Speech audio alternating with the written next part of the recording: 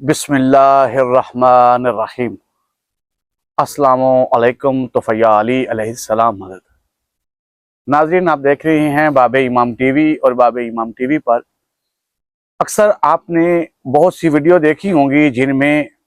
کچھ لوگوں نے مسجد کوفہ کے متعلق ویڈیو بنا کے لگائی ہوئی ہیں، جس میں وہ ایک دیوار کے اندر دراڑ دکھا رہے ہیں اور یہ کہہ رہے ہیں کہ حدیث میں جس دراڑ کا ذکر آیا ہے وہ دراڑ آ چکی ہے۔ اس طرح کی بہت سی ویڈیو آپ نے سوشل میڈیا پر دیکھی ہوں گی، جیسا کہ فیس بک، یوٹیوب یا اس کے علاوہ دیگر بہت سے ایسے پلیٹ فارم ہیں جس پر اس طرح کی ویڈیوز کو شیئر کیا گیا ہے۔ آج میں ان تمام ویڈیوز کی حقیقت جو آپ کے سامنے پیش کرنے جا رہا ہوں،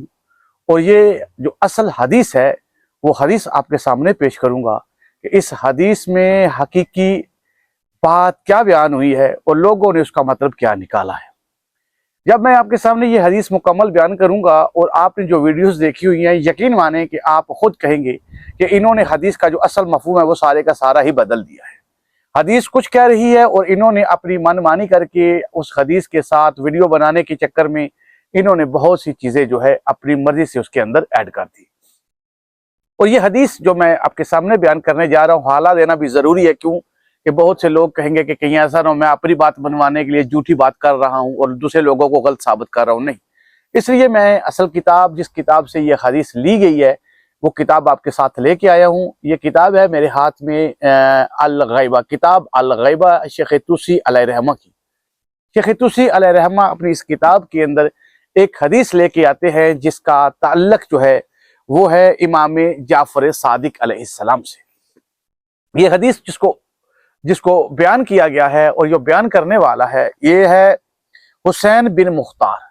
یہ حسین بن مختار جو ہے یہ امام جعفر صادق علیہ السلام سے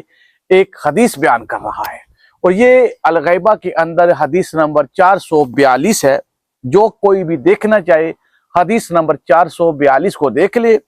اور اس حدیث میں حسین بن مختار سے روایت ہے کہ امام جعفر صادق علیہ السلام نے فرمایا، جب مسجد کوفہ کے پیچھے کی طرف کی دیوار جو عبداللہ بن مسعود کے گھر سے متصل ہے جب منہدم ہو جائے گی، اس وقت بنی فلاں کی حکومت کو زوال آئے گا، اور جان لو کہ اسے جو منہدم کرے گا وہ اسے دوبارہ نہیں بنائے گا۔ ناظرین، حدیث سکرین آپ نے سن لی۔ اس پوری حدیث میں سب سے پہلی بات جو سب سے اہم ہے جو امام جعفر صادق علیہ السلام نے بیان فرمائی ہے وہ یہ ہے کہ مسجد کوفہ کی وہ دیوار جو عبداللہ بن مسعود کے گھر کے ساتھ متصل ہے، اس میں دراڑ نہیں آئے گی بلکہ اس کو گرایا جائے گا،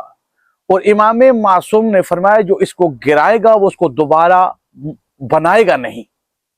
یعنی یہ کسی زلزلے سے دراڑ نہیں آئے گی بلکہ اس مسجد کوفہ کی دیوار کو گرائے گا کوئی شخص، اور جو اس کو گرائے گا امام نے فرمایا وہ اس کو دوبارہ تعمیر نہیں کرے گا۔ اور دوسری بات جو امام علیہ السلام نے اس میں سب سے اہم بیان فرمائی، یہ علامت ہے بنو فلاں کی حکومت کے زوال کی، یعنی کہ امام مہدی علیہ السلام کے ظہور سے پہلے